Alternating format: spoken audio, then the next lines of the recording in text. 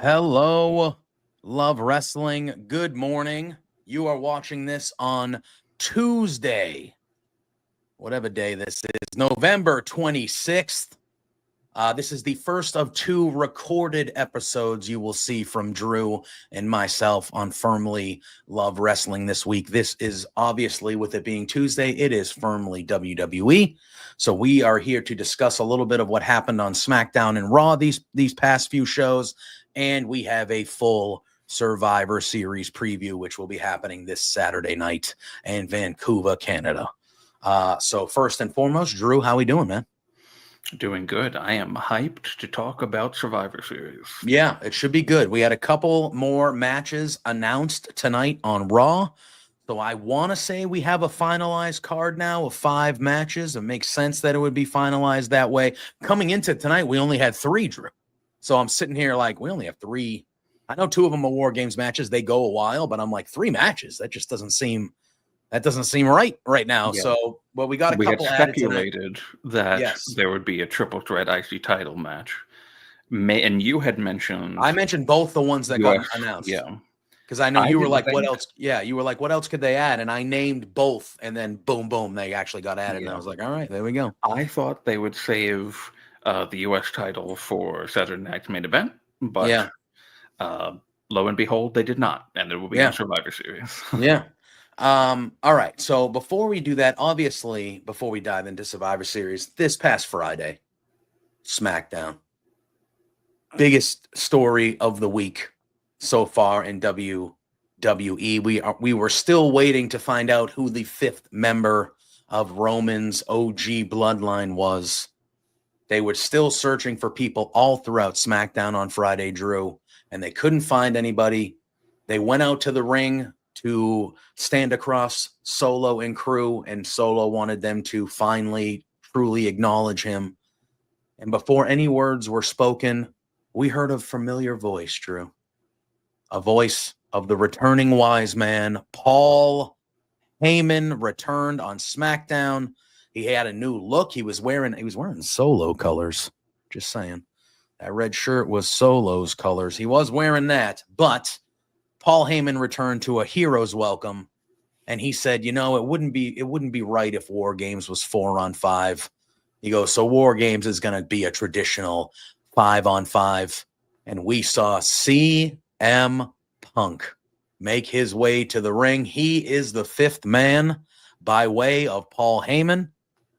There was a brawl and a beatdown after that, and then we saw a stare down between Roman and Punk, where Roman was like, what are you doing? I don't trust you. And Punk was like, I'm not here for you. I'm here for him. And it was just, it was good stuff. Me and you have been a very strong proponent that we don't think there should be 5ths in this match. However, with that being said, the fact that we knew we were getting 5ths, I thought that segment was a grand slam. I thought that segment was a grand slam on Friday. I'm very much looking forward to this match. Punk being in it is a lot of intrigue, Drew. I thought that was a perfect announcement. I thought it was a perfect announcement. I thought they killed it. I thought it went over very, very well on SmackDown. Agreed. That was a nice bait and switch. It was like, oh, well, Bronson Reed, certainly it's going to be Seth on the opposing side. But it was not. Alas, Seth stuck to his word. Which I like. I like that a lot. And I think I know why. Mm-hmm. I think I thought my original thought process was that that when Punk was going to be brought out as the fifth man, if Punk was to be brought out as the fifth man, because we Mhm. did discuss this last week, um, maybe that would lead to a continuation of Seth's hatred of Punk, Mhm. and that would continue their feud into Royal Rumble and whatnot. But judging from what happened on Raw last night, I think something big, major is happening on Saturday, and I actually think because you mentioned I didn't notice this at first. He was wearing a red shirt. He was wearing the same thing that when Solo took over the Bloodline, that Mhm. red shirt with the black jacket and slacks. Mhm. He was wearing the exact same thing, Paul Heyman. And I think I think CM Punk is turning heel on Saturday. Maybe. We'll get there. We'll talk about it when we get there. I think there's a lot of intrigue with that match. I really do. All right, let's talk about Raw just a smidge before we get into the Survivor Series preview. Raw happened last night. It was from Glendale, Arizona, and it was a pretty good Raw, Drew. Show opened up with Gunther making his entrance. Damian Priest interrupts him immediately. They have a little thing where Priest yet again basically making Gunther look like a little bitch again. Like he's saying all It's been the thing for the past few weeks. yeah, he's saying all the things that he knows Gunther is going to say to kind of get under his skin. Priest is already like ahead of it and like saying like, what are you going to say? I know what you're going to say. All this stuff, like you're not intimidating me. I've heard it all before, and tonight he goes, what are you going to do on Saturday when you lose again and a piece of trash beats you? A piece of trash beats you. Like, I remember what you called me before. Like, what are you going to do when a piece of trash beats you on Saturday and stuff like that? And, he's kind of egging Gunther on. He's egging him on to say something, do something, say something. Gunther acts like he's going to leave. He hits him over the head with the mic. They stop brawling. But at the end of this brawl, Damian Priest again one-ups Gunther, and he ends up giving him the razor's edge through the announce table. And yeah, and it was just one of those things where they have really made Gunther look weak here heading into, obviously by design. The loss to Cody has really, really messed with Gunther here. And it is to the point now where like he hasn't looked strong here at all heading into this match on Saturday, Drew. But again, I thought this was a good, very, very unlike yeah, Gunther's character to be like this. And we talked about this last week too. yeah. He's kind of been booked as a bitch. Mhm. It's very weird and very unlike him. Now, of course, it's not out of nowhere. It's coming from the loss to Cody Rhodes. Yeah. Um, Insecurities and all that fun stuff, but it's like this loss just completely changed him as a person. Yeah. He cannot even function properly. He can't beat down somebody properly. He can't talk properly. He is just a complete whiny baby now. That's like that's it. He is just lost himself.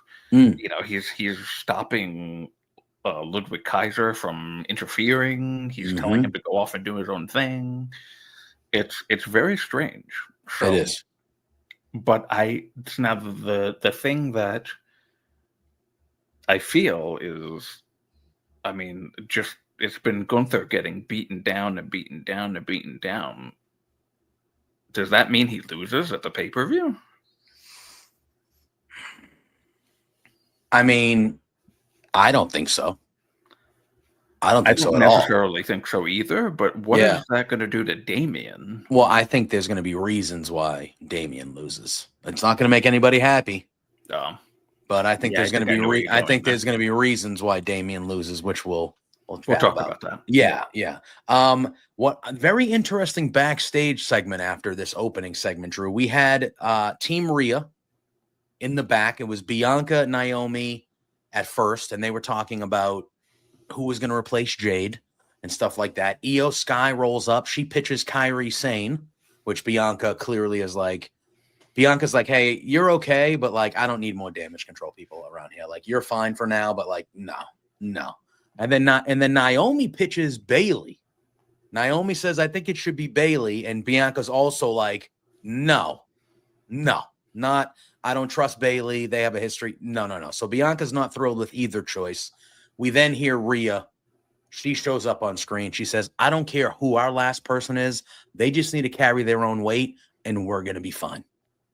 And Bianca's like, okay. And he goes, yep, just carry their own weight, live for me, and everything will be fine. And then Bianca gets in Rhea's face a little bit. And she says, oh, well, since you're calling this Team Rhea, what are you doing? And then that's when she said, I don't really care as long as they live for me. And Bianca kind of leans in and she's like, oh, great leadership. I love that. And she gets a little sassy. And she was a little sassy earlier, but she gets some sass there. And she goes, whatever, I got to go worry about my main event. And she takes off. And I thought that face-to-face, for me, Drew, they have a lot of great matches lined up in the women's division, especially when you talk about who they have in NXT when they come up. Rhea and Bianca is the biggest match maybe in the whole company, but you got Rock and Roman, you got Rock, but like Rhea and Bianca for me is the biggest match they have on the women's side of the roster that we haven't had yet properly. Like that they can build, like that is a marquee main event WrestleMania. That is the biggest match they have on the women's side that we haven't seen yet. Totally. So for them to do that little moment with them, and we've seen crossovers in the past before. They were in the Rumble the last two, the year Bianca won. They've crossed paths before, but to have that face to face the way they did that there, that was very intentional. And I know I wasn't alone when I saw that, and I was like, yeah, that's the match. Sometime, somewhere, not this year's Mania, but maybe next year, sometime, somewhere. That is the marquee feud, the marquee match. That is the match.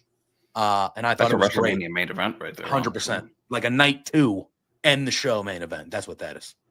I thought it was great how they gave that little tease, and I really kind of liked Bianca having some sass. You know, there are some people out there that think Bianca might have been the one that took out Jade, as we still don't really know who took out Jade. So Bianca getting a little bit of an attitude and a little bit of some sass. Right. I think it's all kind of, makes you think. What I have noticed on social media is Naomi is trying to kind of like push that she maybe was the one by like constantly. I think she put up like a poll or something of like, did I do it? And she's just like, she's acting weird about it. And then also I didn't pick this up during SmackDown, but somebody had posted an image that was going around of Bailey hugging Naomi, and Naomi was just like looking off, like really upset. And people thinking like, oh, wait a minute. Like, is it Naomi? Is she the one that attacked Jade? Well, I've had a couple things thrown my way. Obviously, the Bianca thing, because I think at some point we're all expecting Bianca and Jade, one of them to turn on the other, and that's what we're going to get there. Everyone's expecting that. I have heard people throw out that it could be Bailey, but they just kind of turned Bailey babyface earlier this year. I don't know if you would want to already turn her back heel like that. Right. I think her babyface run has been pretty okay. And then I've heard some people say Ella J, who we did, it'll be airing as our Beards episode, but we had Ella J and Kimmy join me in Pluggo. That'll be on Thursday night at 8, and we talk some Survivor Series. And Ella thinks that, I think she said that Naomi is gonna Although Naomi and Bailey are buddy though, so I don't know. I heard somebody, maybe I'm getting it wrong. Maybe she said it was going to be Bianca that turn. I've heard people say that Naomi is going to make it seem like it was Bailey, but it was actually Naomi. But then you had tonight where Naomi was like, he was saying she wanted Bailey to be the 5th person in the team. So I don't know if that, maybe I misheard that. I could be wrong, but I've heard people think it could be Naomi. In the moment when it happened, Drew, I thought it was Liv and Raquel again.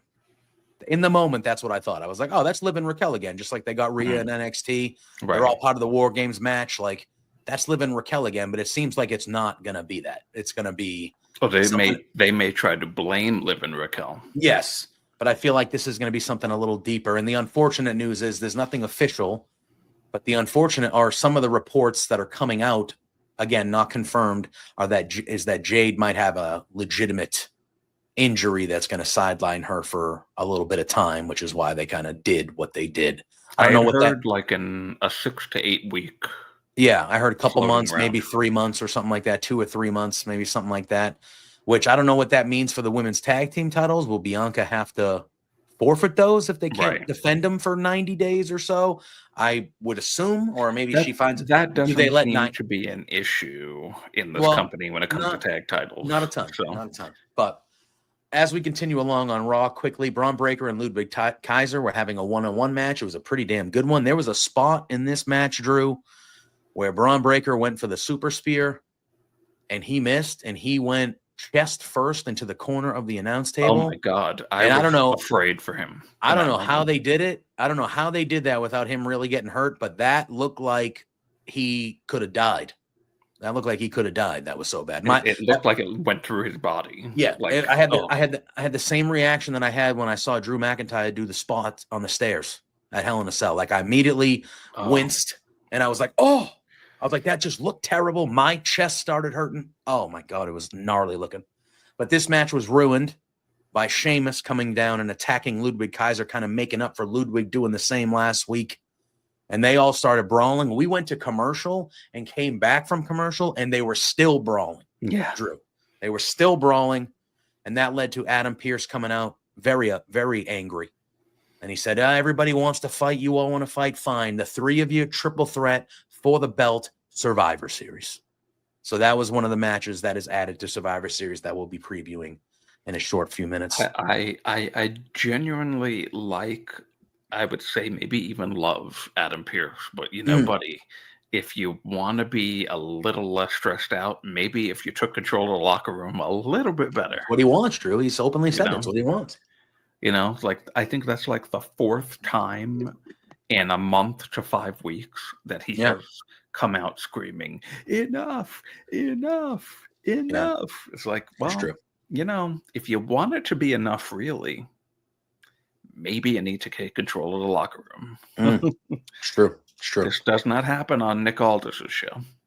Well, KO's causing a little bit of chaos. Yeah, KO's causing a little bit of chaos. Yeah, but they're taking. They are. Like, no, Kevin Owens, you can't even show up to the arena. Yeah, that's true. That is true. They are doing that. We had a backstage segment with the Bloodline Sons, Roman Reigns. He was not there.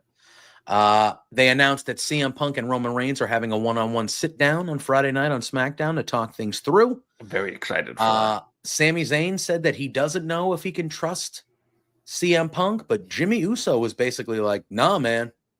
The wise man brought him. We can 100% trust the wise man and CM Punk. And it seemed like Jay was kind of on board with that too, which made me think, again, we'll talk about it more in a few. But the fact that we're so blindly trusting everybody, usually when you blindly trust people in professional wrestling, it doesn't end up well for you. So, again, to quote John Candy from the most popular Thanksgiving movie and maybe the only Thanksgiving Planes, movie Trains, out and there. Automobiles? Planes, Trains, and Automobiles. Oh, sure. Yeah, 100%. Great movie. Great movie. Hilarious. Those aren't pillows. So anyway, that happens. And then we find out that on Friday night, it will be main event Jey Uso going one-on-one with Jacob Fatu to determine the advantage in the men's War Games match. So that'll be happening. We then had a tag team title match. It was Judgment Day, Finn Balor and JD McDonough against the War Raiders. I thought the War Raiders were winning it, Drew. I thought the War Raiders were going to win these belts. I thought it was going to happen. But there was some shenanigans. Dominic Mysterio and Carlito got involved. The referee got distracted. Finn Balor got in there when he shouldn't have. Helped, prevented Ivar from hitting his finishing move, and JD McDonough rolled him up and got the victory. We then have the main thing we're going to be talking about. We're going to come back to it, actually. So let's fast forward. Other than that, there was a pretty cool segment with The Miz and Karrion Kross and crew. They were in the back, and The Miz was like, the Wyatts are here. I can't believe it. They're here. So everybody leaves the locker room except Scarlett. And they have that camera angle where she's kind of getting ready or doing something, and she looks in the mirror. And as she looks in the mirror, she makes a face, and the camera pans, and we see Nikki Cross just kind of staring at her from the door. And then we get the face on the screen of Nikki Cross. Then later on, they get back to the locker room, and we find that Scarlett is on the ground. The locker room is strewn, and written in lipstick on the mirror, it says, everybody has something to lose. Everybody has something to lose. So they're obviously, I thought that was a match they could have added to Survivor Series. Like the Wyatts versus them in some sort of crazy match. I thought that could have been added. Probably there's too many multi-man. I think that's a Saturday night main event match, like a street fight. You give them a street fight, Wyatts versus that to open the show or something. That's a wild set. You want to show the Wyatts on Saturday night main event. That entrance and that presentation, you want to show the Wyatts. But I like that stuff they were doing there. Then the main event of Raw was Bianca Belair versus Nia Jax for the advantage in the women's War Games match. This was a pretty good match back and forth. You know, Bianca is just a special talent. And Nia is fantastic as well. It was back and forth. It was really good. There was some chaos, as you can imagine. And at the end, Bianca Belair hits a 450 and gets a pinfall victory over Nia Jax. And the babyface team, Team Rhea, will have the advantage. Thanks to Bayley. Yes. Bayley was the one that came down, helped, and then that Raw kind of ended with Bianca and Bayley kind of having a look at each other. You know, Bayley trying to win the trust of Bianca Belair, even though it's Team Rhea. So I would think Rhea would have the final say no matter what Bianca Belair thinks. But nonetheless, so the women, on the women's side of things, the baby faces will have the advantage. I know some of the spoilers for SmackDown because we do need to bring them into it for Survivor Series. However, I do not know who won between Jey Uso and Jacob Fatu. I'm going to assume it was Jacob Fatu, and that's Solo in the gang. Well, yeah. I could probably look it up so we know before we dive into Survivor Series here in a second. But we have one thing to talk about on Raw first before we do that, because but with the baby faces getting the advantage on the women's side, I would only assume, you know what happens when you can assume though, but I would only assume that the heels will get it on the men's side, and that will kind of even the balance a little bit there. But earlier in the evening, Drew, oh boy, it was officially announced that next Monday night, so when you and I are back live next Tuesday, it'll be the day after the 10-year anniversary of the New Day. They officially announced it that next week, December 2nd, will be the 10-year anniversary of the New Day. And they showed all three of them in that promo. They showed Big E. It wasn't on the picture after, it was just Kofi and Woods. Right, yeah. But in the vignette, it was all Big E was there the whole time. It was the three of them the whole time. So we get that announcement. Then later on, we see New Day's getting ready for their match. They're in Gorilla. They had just watched that vignette, and they kind of cue to them in Gorilla. We just finished watching it. And Xavier Woods apologizes to Kofi Kingston. He says, hey, man, look at that, 10 years. He goes, I'm sorry about what's been going on these last few months. He goes, we got our anniversary next week. Like, let's bury the hatchet. Let's forget about all that stuff, and let's go. They have an entrance. They go out there. Everyone's having a good time. Xavier Woods is smiling, having a good time. Everyone's good. They're going against the Alpha Academy. Akira Tozawa and Otis. And then right as the match is about to start, it looks like Kofi Kingston's going to start the match, but Xavier Woods says, no, I want to start the match. They start arguing, and Xavier Woods turns right into a back elbow from Otis, and Xavier Woods gets squashed. Oh, my God. And by the Alpha that Academy. Elbow from It Otis was very good looking. was very good looking. That was very good. And Tozawa hits the diving senton, and Akira Tozawa gets the pinfall victory over Xavier Woods in what was a literal glorified squash match. The New Day got squashed on Raw. What a decision this was. Oh, unbelievable. Unbelievable. But it led to maybe one of the best segments of the year. The best segment on Raw. And that I can remember. Some time. That I can remember. So the whole time they do that thing where the camera is following these guys. So the camera's following up the ramp. They're bickering with each other. Xavier's like, you never listen to me. You're always like that. You're always blah, blah. They're arguing.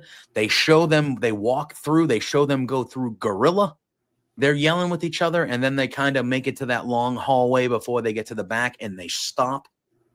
And this 2.5 minutes that happened here between these gentlemen was as good a segment as I can remember on Monday Night Raw. This was two, I'm going to say lifelong, but you know what I mean. Two long friends / brothers that had 10 years of frustration, and they laid it all out on the table right there with each other for all of us to see. And it was uncomfortable. It was emotional. It was a perfect segment between these guys. Fucking killed it, Drew.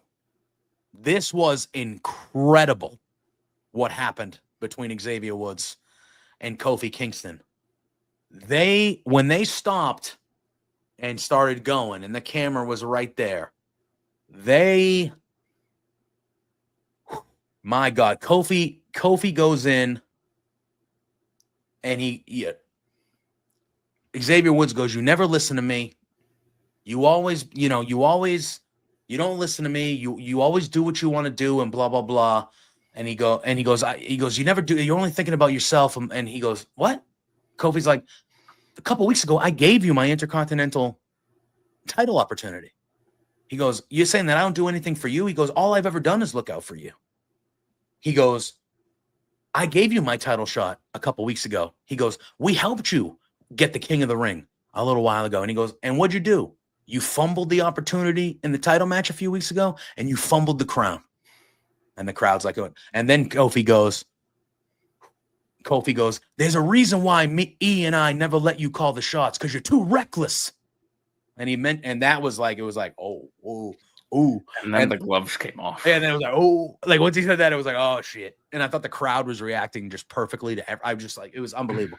So then Xavier says, he goes, Kofi, he goes, yeah. He goes, well, what about me? He goes, I was good enough to root for you. I was good enough to take beatings for you.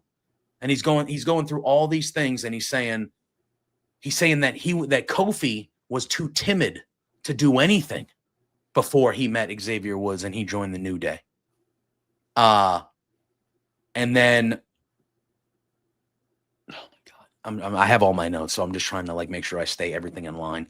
So he says he was too timid before he joined the New Day and they recruited him and stuff like that. And then Kofi says, no. He goes, I was a Hall of Famer when you met me.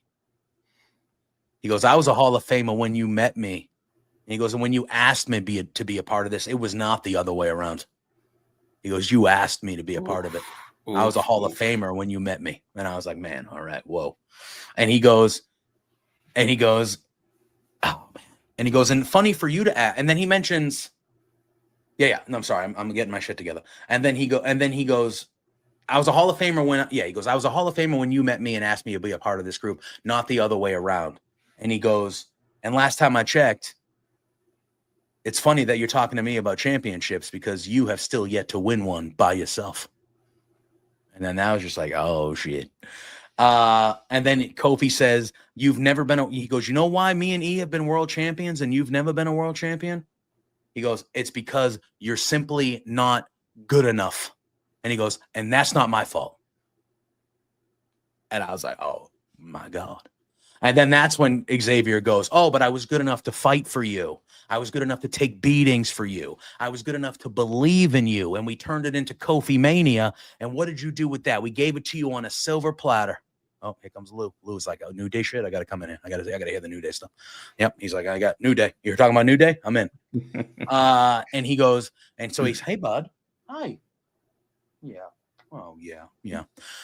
So he says that. And then he goes, and we turned it into Kofi Mania, and we handed it to you on a silver platter. And he goes, and what'd you do? You pissed it away in 6 seconds to Brock Lesnar. Oh, Drew. Oh, baby. Oh, baby. And then Kofi gets real serious, and he gets real quiet, and he's breathing heavy, and he just goes, he goes, I swear if you were anybody else right now. And Xavier goes, do you swear if I was what right now? He goes, would you finally get mad? That's what he said. Would you finally get mad? Because it feels like Woods has been waiting for Kofi to get mad for a decade. To get mad. And then they just fume. They're just fucking breathing at each other. And then Kofi said reunion instead of anniversary at first. That's what he said there. But Kofi goes really very I'll see you at the reunion. Like that's how he said it. But and then Xavier says, yeah, I'll see you next week at the anniversary. And then Kofi walks off pissed. And the segment just ends with a close-up of Xavier Woods just steaming. So sorry, bud. Sorry. As brilliant as unbelievable segment, Drew. That unbelievable. Felt unscripted, real, just pure emotion. Oh, man.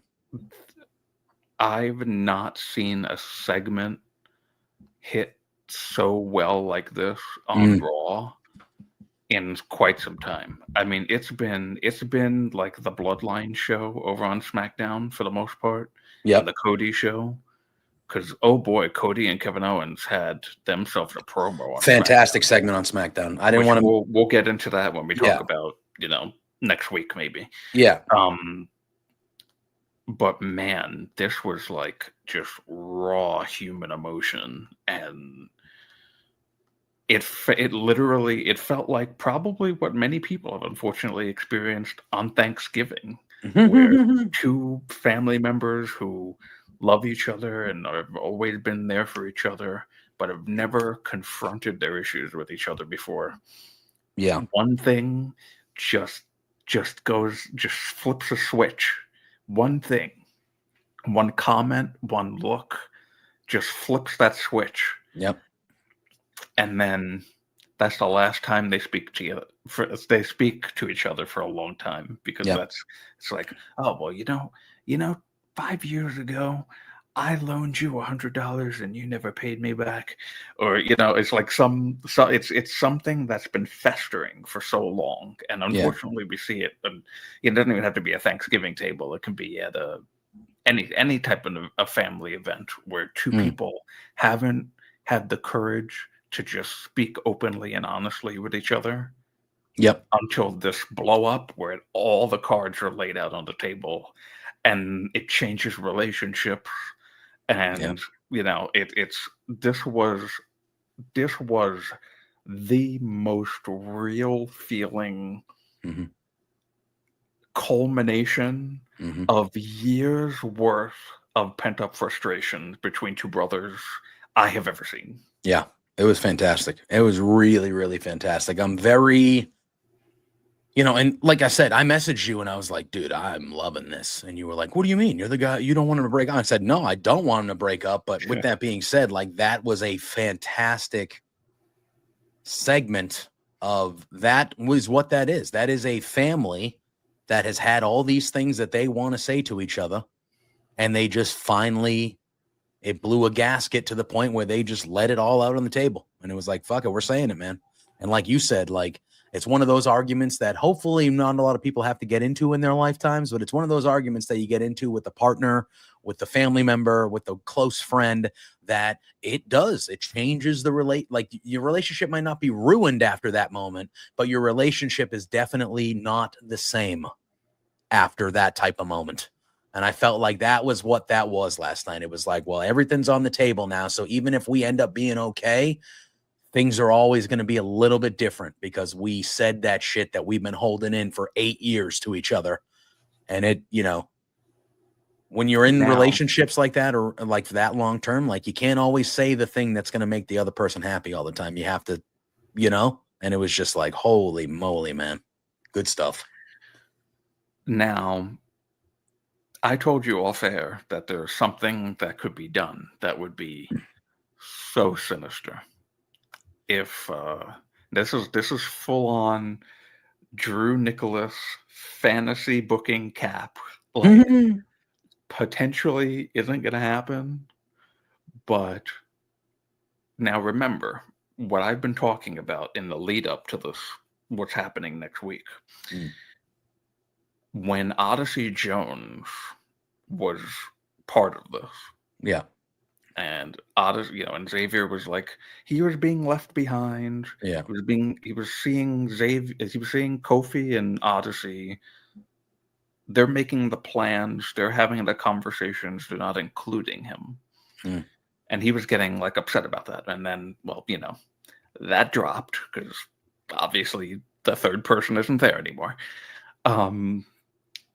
And what they did with that, though, when they went back to it, now it was looking like Xavier's the one voicing the frustrations now. Now he's having a match with Rey Mysterio, and he's pulling at the mask. Yep.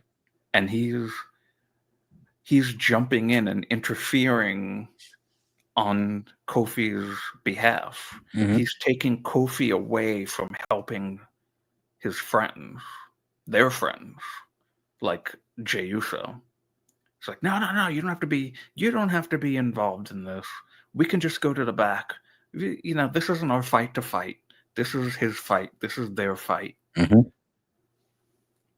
He's been the heel, really, for the past month and a half, almost 2 months now. So next week, they're doing the 10-year anniversary of the New Day. And we expect Big E there? Do you expect Big E to be there? Absolutely. There's no way that he's not there. Yeah, he has to be there. Now, like you said, they showed him in the video, but they did not show him after the video. It was just Xavier and Kofi with the New Day 10-year anniversary next Monday, blah, blah, blah. So, and then like you picked up on, Xavier said anniversary, Kofi said reunion. Yeah. I don't know if that was an accident. Okay. And I'm going to tell you why.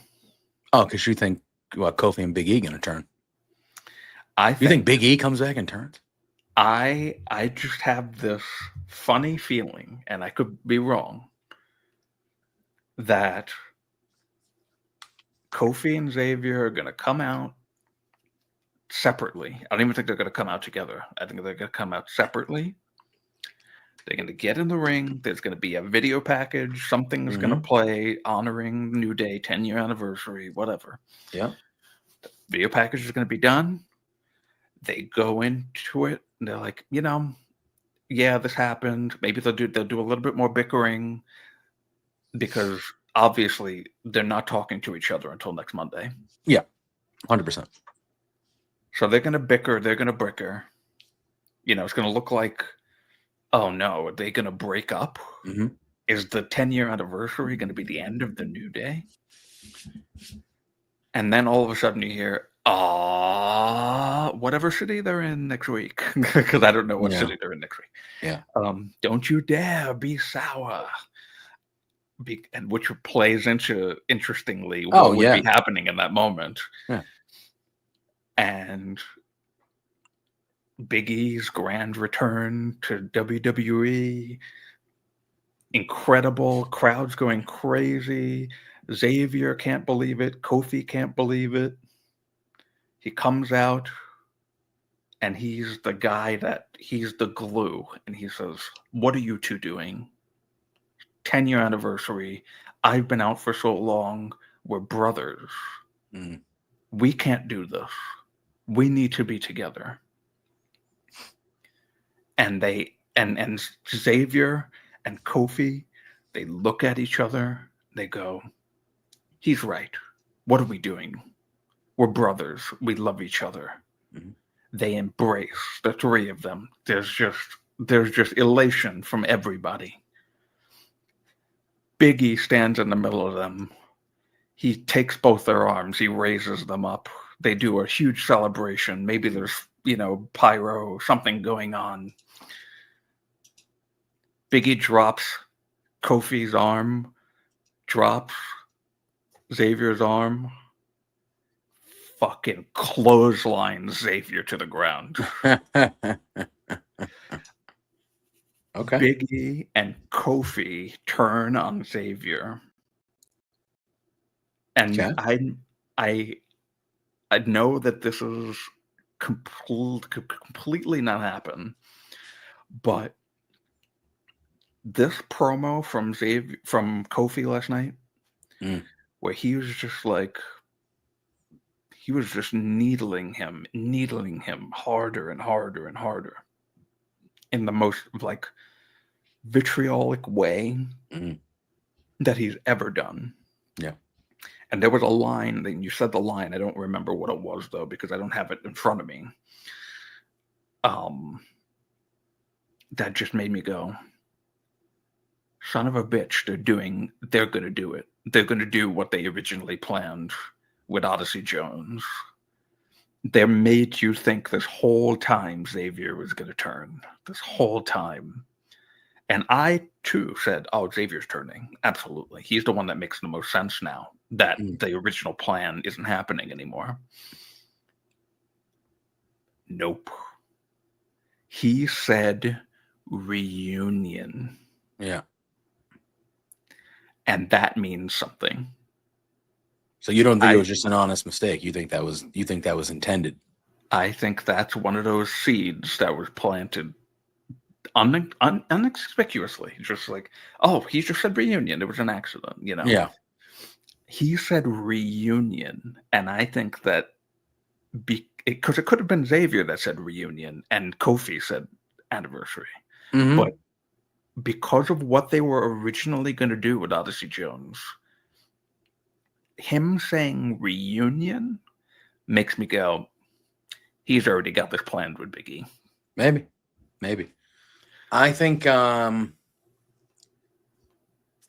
saw some people saying on the interwebs during Raw last night that they think Big E is going to be there next week, and they think that this is actually going to be like a redemption. This is going to turn into a redemption story for the New Day. And they think that they're swerving all of us and that there is tension and there is things, but Big E is going to come back next week and say what you said, really, except not do the last half. And then they're going to kind of figure it out and kind of get back to the New Day we're used to and being absolutely possible. Yeah. I saw some people saying that, and I was like, that would make sense if they did it that way too.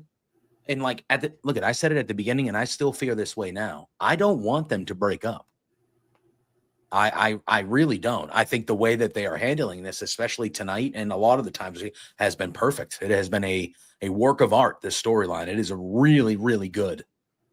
But I still don't want them to break up. I still will feel dirty, like I've been saying. I'll feel a little dirty if they break up a little bit. Like they're the New Day.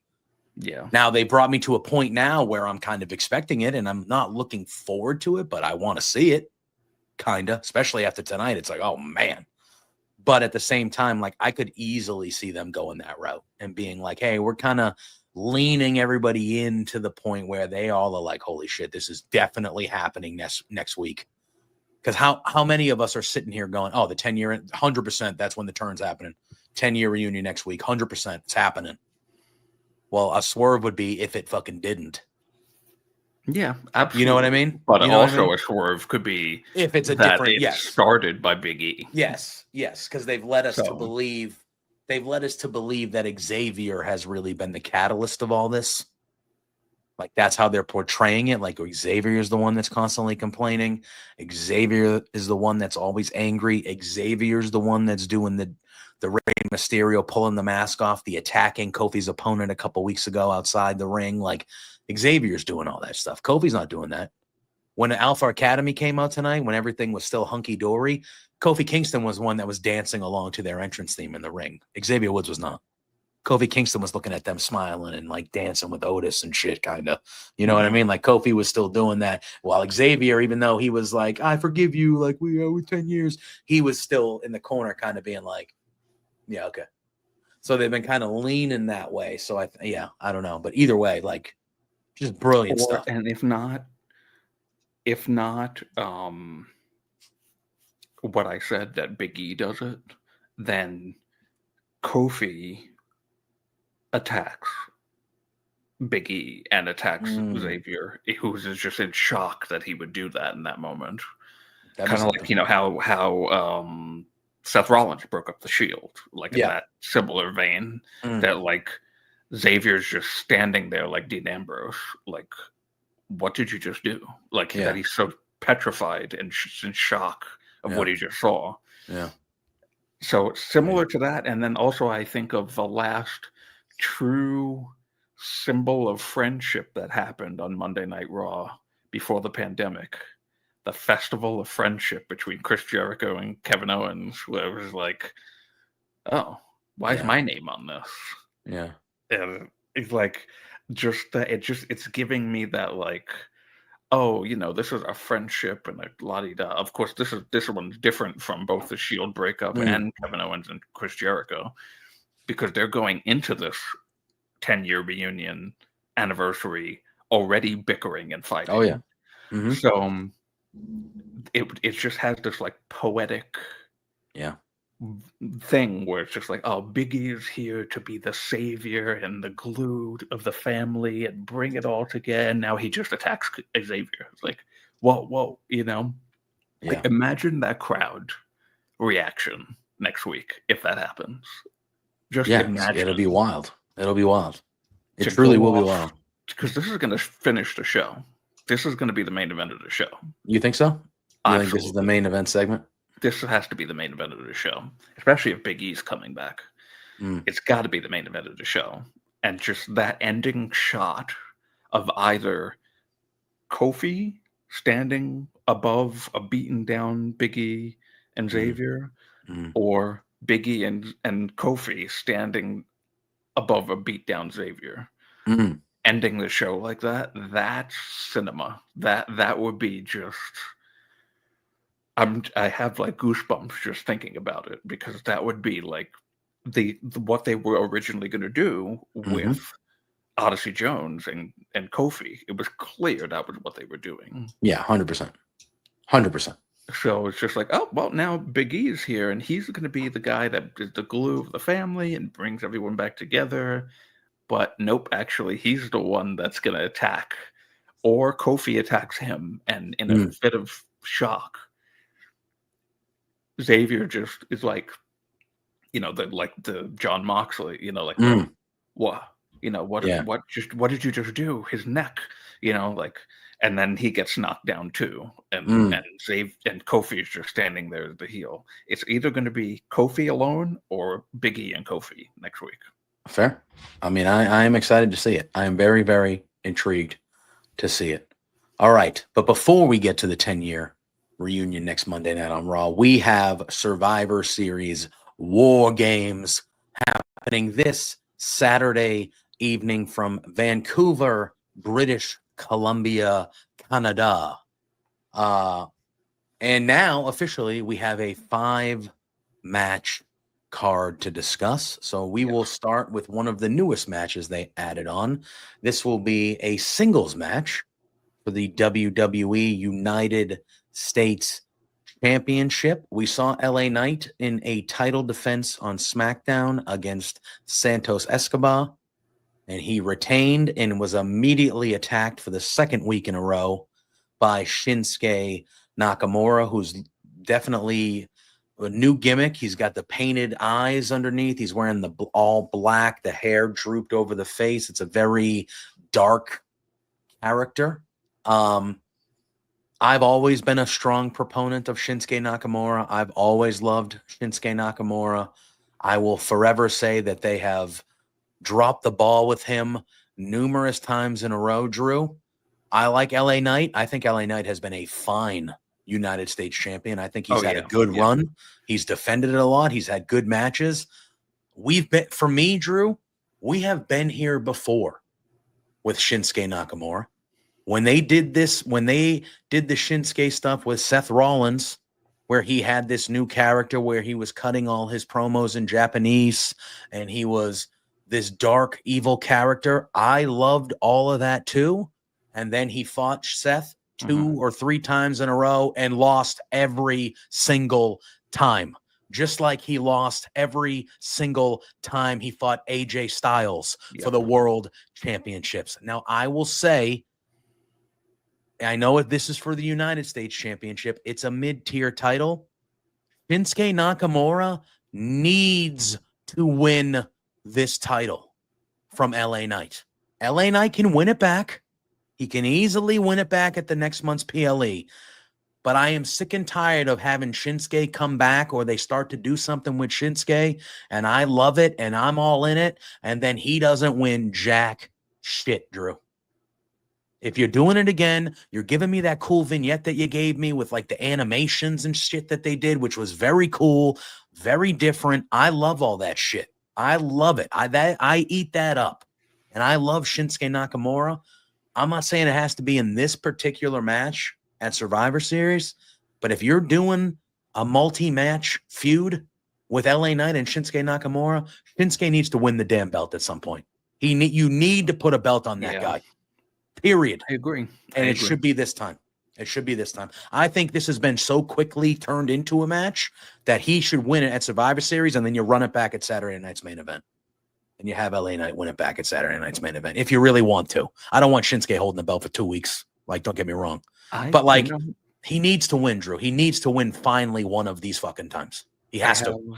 I have a feeling this might just go to a DQ and nobody wins. Maybe. Honestly. Maybe. Because it's like I told you in our DMs, I was surprised that they were going to this so fast. Because it just happened. Yeah, it's only been a few weeks. It's been quick. So, like, they haven't even had time to, like, address it on screen. So I guess they might be doing something at SmackDown. But it's like just to immediately like that go to a match between them. I thought I told you I thought they were going to save it for Saturday night's main event. So I guess they're just going to make that the KO Cody show. KO Cody's going to main event that one for sure. So I mean, I'm not necessarily upset that it's happening. No, I'm just surprised. Yeah. So I don't think that there's going to be a finish in this match. I think it's going to maybe Shinsuke just goes crazy, or LA Knight, who's been kind of not a baby face completely all the time. Yeah, that's fair. Like the way that he ended that match when he was the referee for Andrade and Carmelo, to just like being a prick about it. Which, I mean, his character is kind of like a prick. He is a prick. Yeah, he is a prick. But that was like a heelish thing. So so I don't know like what's going on. If maybe Shinsuke is going to be a babyface and LA Knight's going to start turning more heel. But we'll see. But I don't think that there's going to be a finish to this match. I don't hate that at all. I'm just stubborn, so I'm going to pick Shinsuke because God damn it. Give him a title for the love of God. I don't care if it's for a week, Drew. I don't care if it's for a friggin' week. Give him the belt. Jesus, the guy's like 0 for 10 and championship opportunities on the main roster. You alluded to those too. I wouldn't want him to win it and then lose it immediately. Yes, but LA Knight, look at, have it be a 3-month feud, have it go all the way to the Rumble, or 2.5-month feud, have Shinsuke win it at Survivor Series, and have LA Knight chase him, and then LA Knight wins it back at the Royal Rumble. What is the harm in that? Shinsuke will have the belt for a month and a half, almost 2 months. LA Knight wins it back at the Rumble at a big event. Like, there is no harm. Like, I think about the Seth Rollins feud when Seth Rollins was the good guy, world heavyweight champion in the first run for that title. And I'm sitting there going, like, did Seth really need to win all 3 of those matches? Like, Shinsuke couldn't have won the first one and Seth won it back the next time. Right. Like, would that have hurt Seth Rollins? Absolutely not. You know who would have helped? Shinsuke Nakamura. Because the guy's, like I said, 0 for 10 in championship opportunities on the main roster. So why does anyone care when he gets one? You know how you make people care when he gets one? That he actually wins one time. It's Please. nice. It would be nice. One of the best NXT heavyweight champions there ever was down there. And he's never sniffed it up here. And he's one of the all-time great legendary wrestlers of Japan. It's ridiculous. But anyway, I digress. All right, we also have a triple threat match for the Intercontinental. Oh, one thing we didn't mention on Raw. They actually did it before Raw, but they showed it on Raw. They announced a women's Intercontinental Championship on Raw. The tournament will be starting next week as well. So when we're live next Tuesday, we'll be talking about some first-round matchups. I don't know if they're going to do the triple threat thing like they did on SmackDown. I feel like they would kind of probably go the same route there. But let me tell you this, Drew. Inaugural champ, I'm hitching my wagons. Dakota Kai. Give it to me.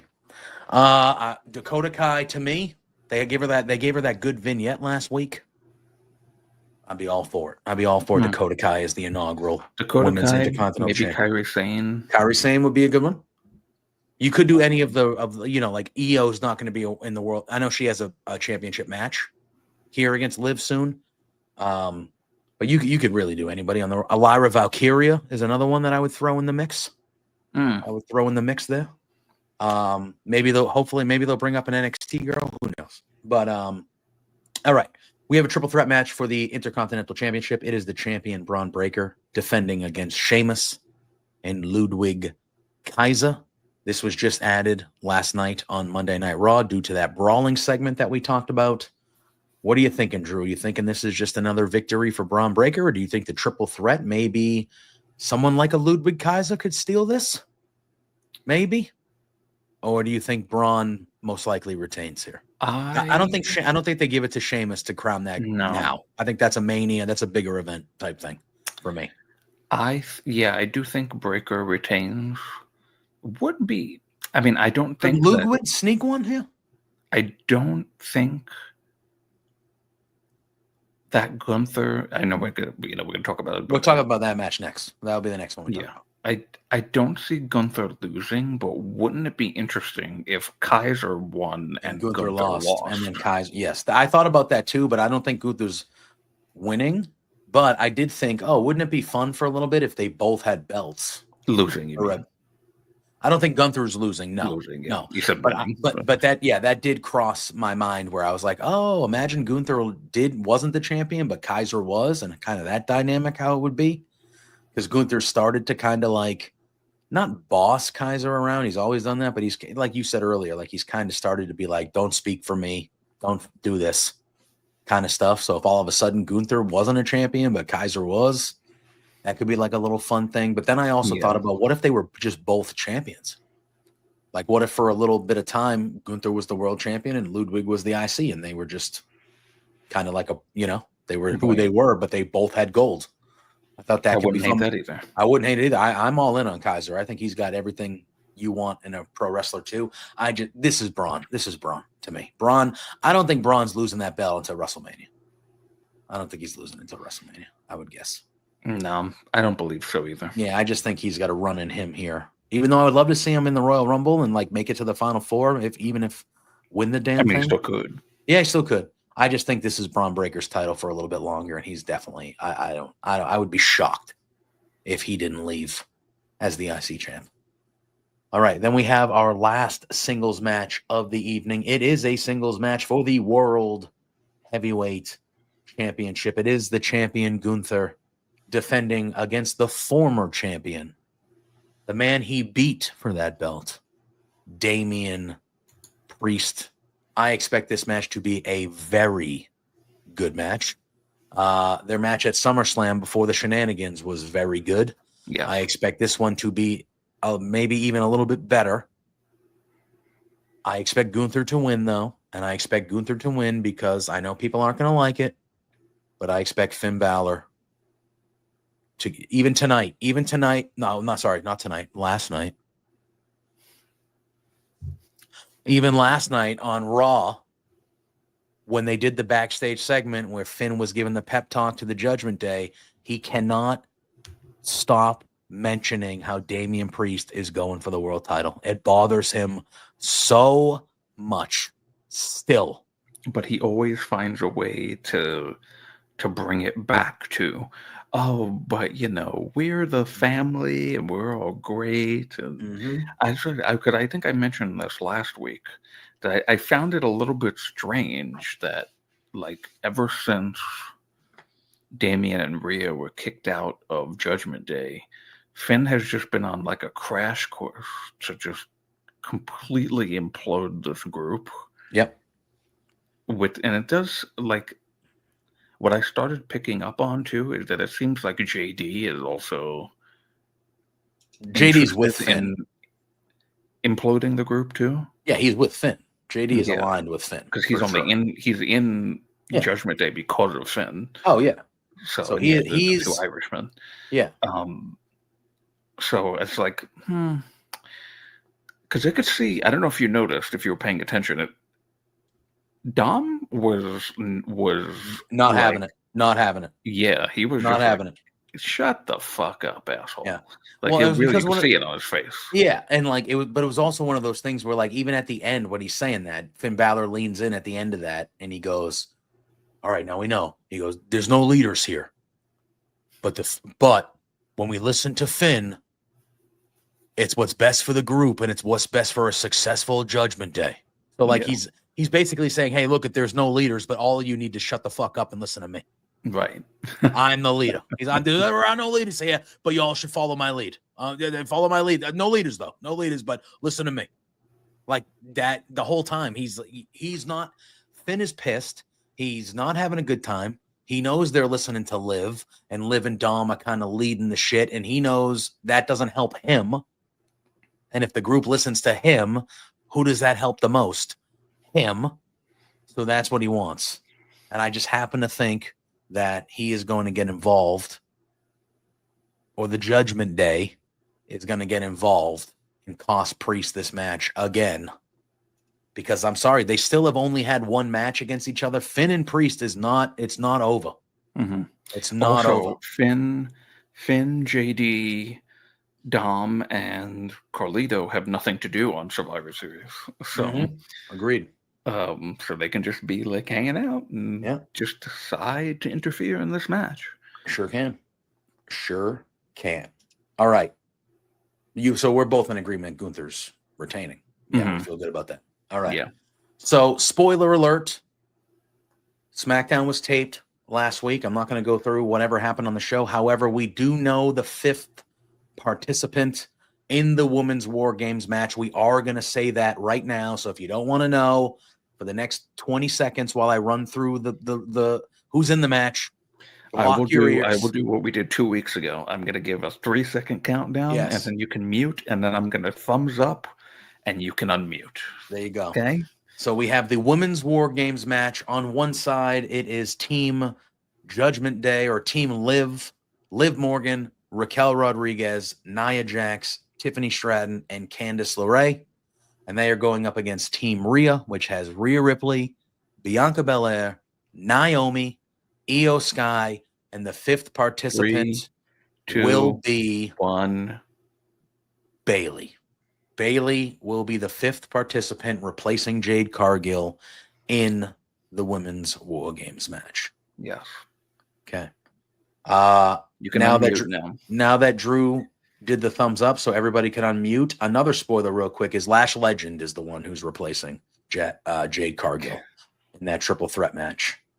I'm not going to tell you who wins it, but I am going to tell you that Lash Legend, which good for her, good for Lash Legend. Yeah. She is the one who will end up replacing Jade in the triple threat match in the United States women's tournament on Friday. That whole plan that I thought was happening, a bomb was totally put in that and blew it up. Because I had said last week, if Bianca wins, you thought her and Bianca were both going to win, and I was sitting here going, no, I don't think either of them. I said no. I thought one was going to win and the other wasn't. Right, and whoever lost was going to be the one that turned heel. Yeah. But now they just put a bomb because, unfortunately, Jade has a legitimate injury. Yeah. So she can't wrestle. Mm-hmm. So now they had to change plans. But I think that what was going to end up happening was Bianca lost. Yep. So I think Jade was going to win, and Bianca was going to get really upset about it, and then that was going to lead to her turning heel on her down the line. So, so we'll see what happens now that Lash Legend is in there. Yeah, I agree. So we have this women's War Game match, as we found out on Raw last night. The Team Rhea will have the advantage, so the baby faces will have the advantage in this match.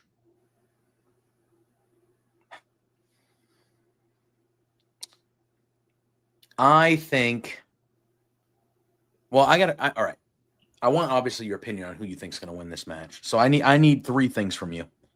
Okay. Well, two things first, and then I have a question for you. So I need to know who you think is going to win this match, who you think is going to pin or submit who, and then I'll have a question to ask you of a potential thing that could happen during this match that I want you to see. So first and foremost, who do you think is going to win? Team Babyface, Team Rhea, or Team Liv?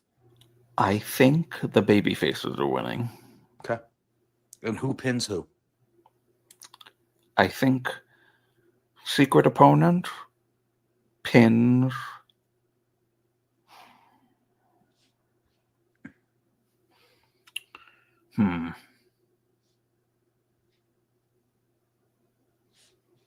maybe Nia.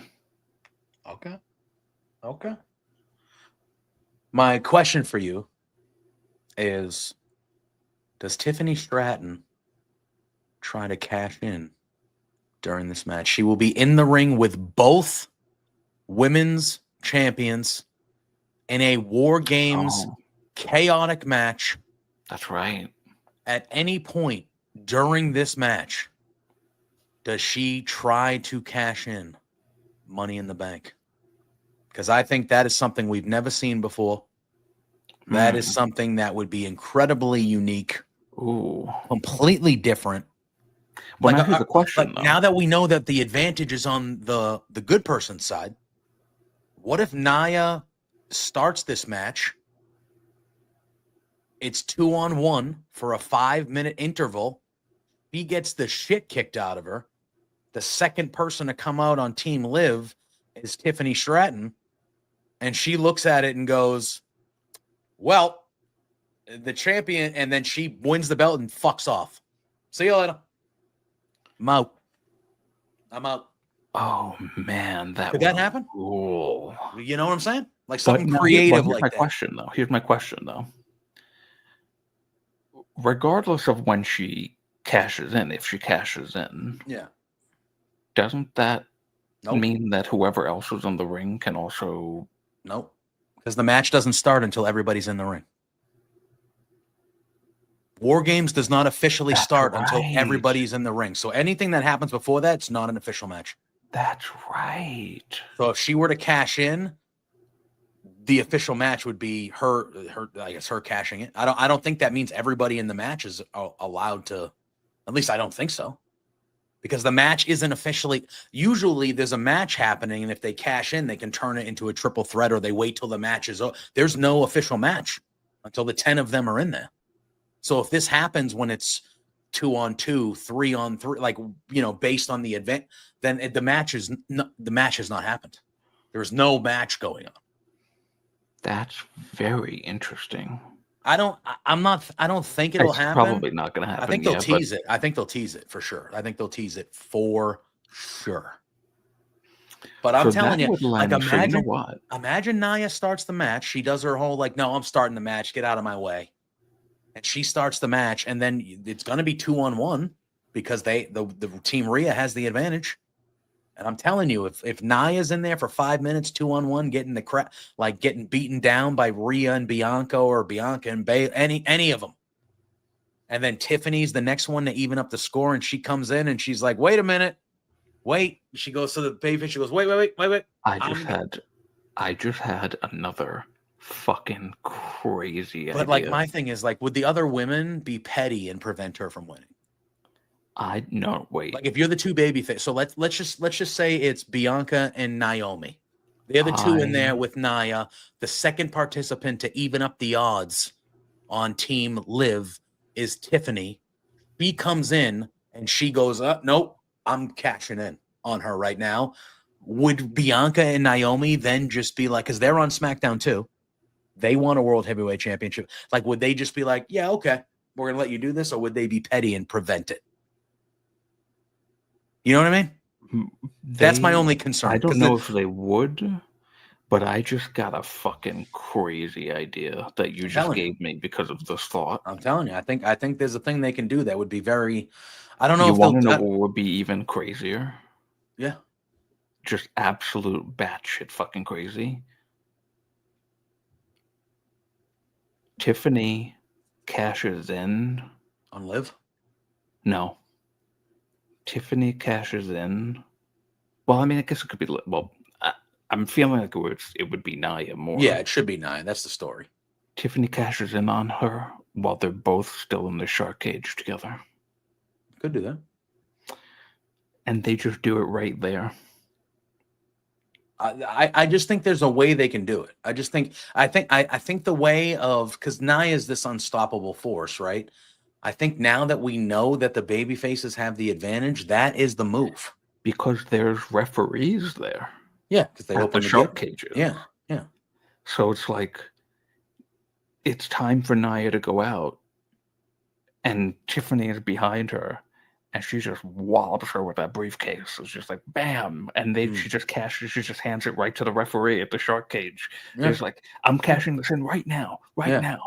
Because, like you said, the match hasn't started yet. War Games does not start until every participant is in no bell has rung. Yeah. Yeah. Cash in right now, ring the bell. And she just fucking pins her right in the shark cage. And then she just leaves. That would be wild. Yeah.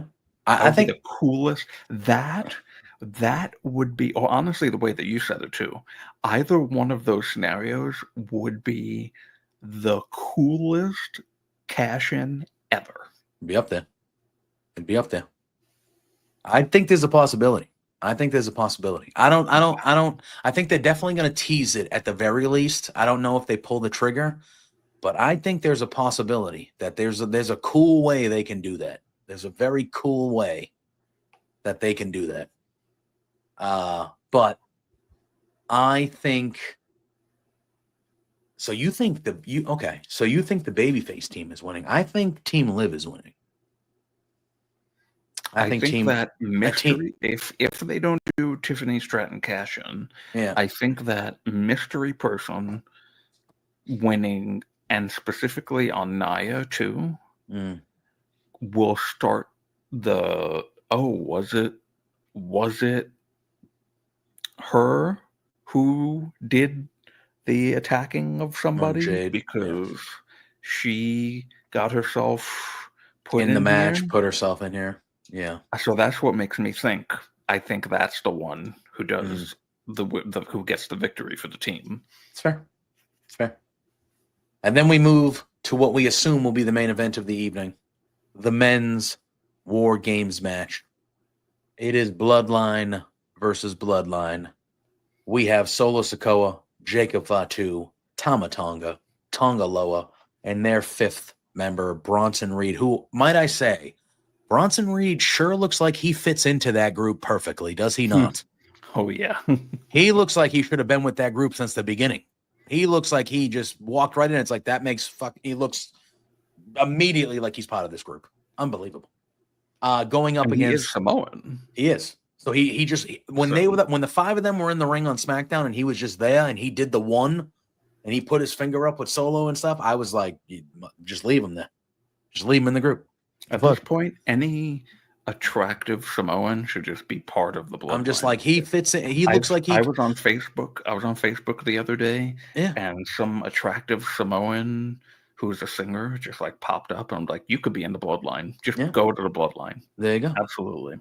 And they are going up against the original Bloodline, the OG Bloodline. Roman Reigns, the Usos, Jimmy and Jay, Sami Zayn, and CM Punk with Paul Heyman. So that's what's happening. I know we talked about it a little earlier. We said, oh, maybe someone will turn. There's been some things. Paul Heyman came out. He was wearing red, which is a Solo color, and honestly, things of that nature. I personally think that just Roman Reigns and crew are winning. I think they're winning. So I don't think that they're winning. I think that the heels are winning. It's fair.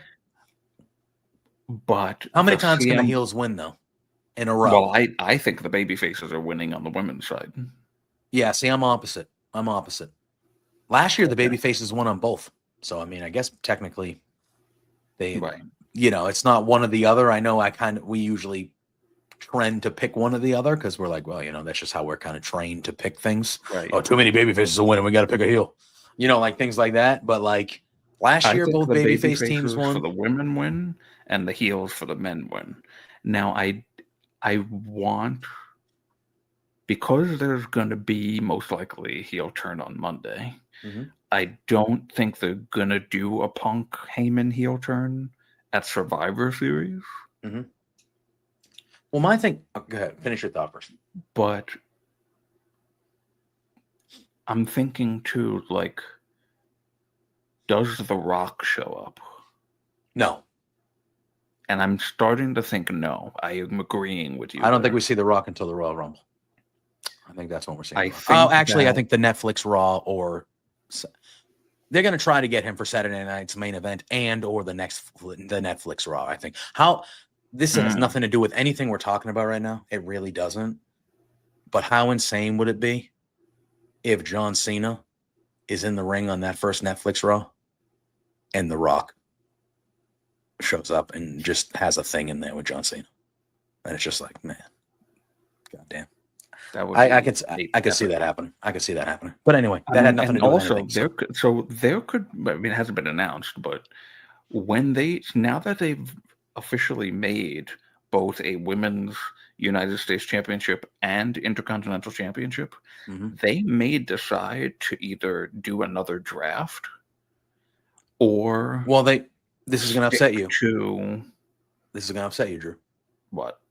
Okay. They had that report a couple weeks ago that said starting in the new year, both shows are going to be 3 hours long. They're going to be doing a lot of call-ups from NXT. I think the fact that we have now two mid-card women's championships on each show, I think that is part of it as well, because I think the roster is about to get a lot bigger on both shows. January. And I think it's you happening. Better have some extra time to watch wrestling because God help you if you don't. Listen, if we're being honest, it's literally 2 extra hours a week. Like, it's not the end of the world. It's not the end of the world. It's an extra hour on SmackDown. It's an extra hour on Raw. If you're just strictly talking about what we have now. Literally a SmackDown Dynamite Collision, NXT. It's an anything because all shows are 2 hours. So it's literally another whole show to watch. Pretty much. Yes, I get it. But you already are committed to watching the 2 hours every week. So it's just literally, it's not like it's not the end of the world. It's not the end of the world, guys. I get it. I prefer 2 hour shows too, but it is not the end of the world. I assure you, it is not the end of the world. But I think that's part of it. I think the fact that we're getting more belts because there is going to be a sizable bloating of the roster on the main card because I think the shows are going to be longer. They're going to want to bring up people. They're going to want to establish both these women's titles, mid-card titles. I think there's going to be a gigantic add-on to the roster. That's where I was going. I was saying, so if they're doing both women's and men's, both women's IC and US, Mhm. and the report of the shows being both 3 hours, it could mean maybe they switch champions. Maybe Cody, because I felt like back, like months ago, I thought, wouldn't it be amazing for Cody and Rock's match to be the first Raw on Netflix? Yeah.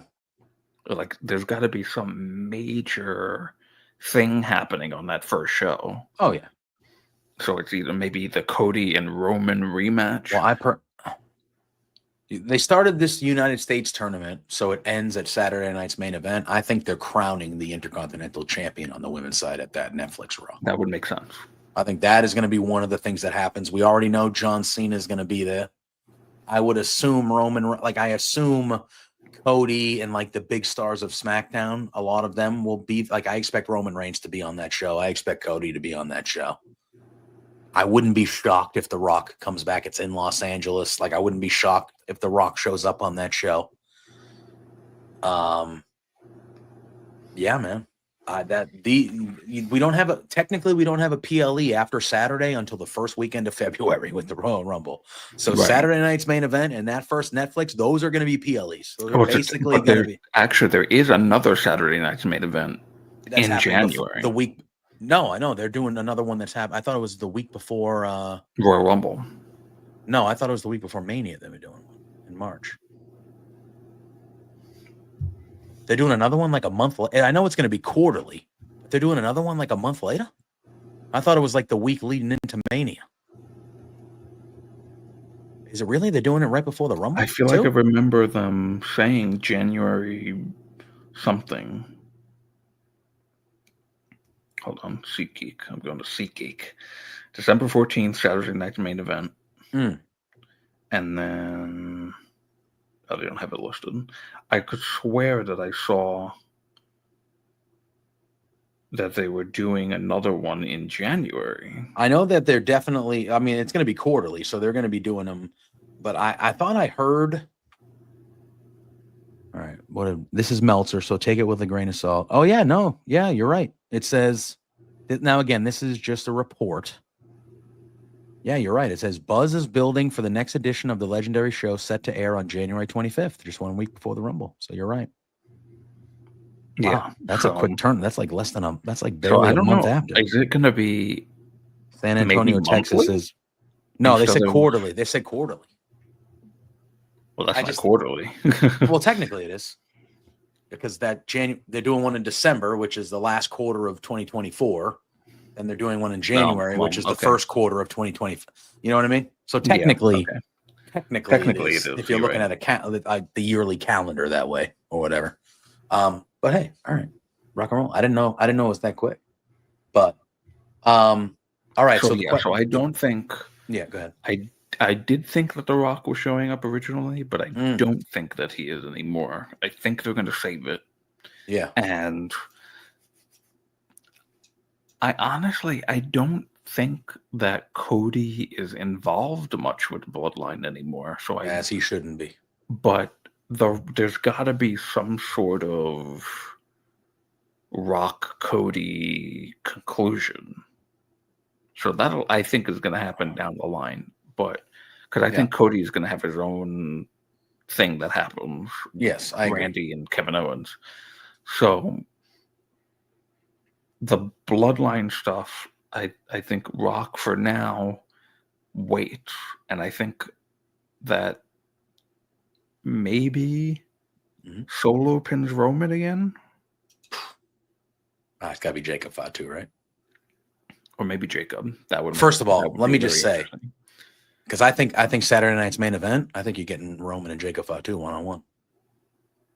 I think that would be a monster match. That'd be a monster match there. Jacob Fatu in this match is going to be an absolute animal. He is going to be an absolute animal in this match. I cannot wait to see what Jacob Fatu does in this match, because he is going to fucking destroy everybody. I cannot wait to see. Like, he is going to be the star of this match. No question to me. Like, he is going to be an absolute set. He's going to be jumping off of shit. He's going to be doing all sorts of things. Jacob Fatu in this War Games match. It is going to be unbelievable to see. Something that I definitely do think they are going to do is Punk. Roman. Punk does something. Mm. Maybe he misses a tag. Maybe he gets knocked out. So he's like maybe like Sammy, Jimmy, and Jay are knocked out, and then someone from the heel side takes him out. Well, no, there's no tags. That's right. It's a War Games match. Yeah, War Games. Something's going to happen where Punk needs to help Roman, and then Punk isn't going to be able to help Roman, and that's to sow that dissension. You know, yeah. They're definitely teasing it. They're definitely teasing that part of things with Roman and Punk down the line. They're definitely teasing that for sure. So I think that this is very early, but I think that the insertion of Punk here, if Punk and Heyman go heel, I think now it wasn't to get Seth Rollins riled up to hate Punk even more. I think it becomes the catalyst for Seth Rollins to help Roman. Okay. Because at that point, he'll be as beaten down and broken as he's ever been. Yeah. Roman. And Seth is going to say, oh, you know what? That's not the tyrant that I thought he was. That's my brother, Roman Reigns, and I have to go help him. Okay. That's my thought process. If Punk and Heyman go heel, that heel turn is for Seth to go, okay, now I need to help Roman. I wouldn't hate it.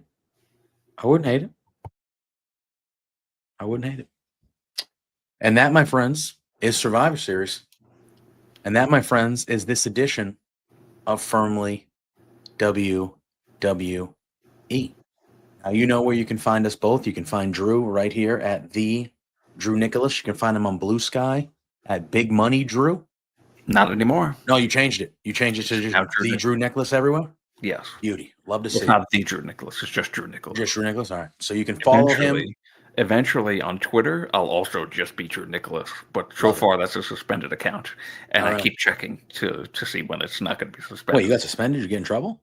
No. The Drew Nicholas. Oh. Just at Drew Nicholas is a suspended account. Got it. And it's been suspended for forever. And I'm just waiting for it to be released so that this way I can take it. Got it.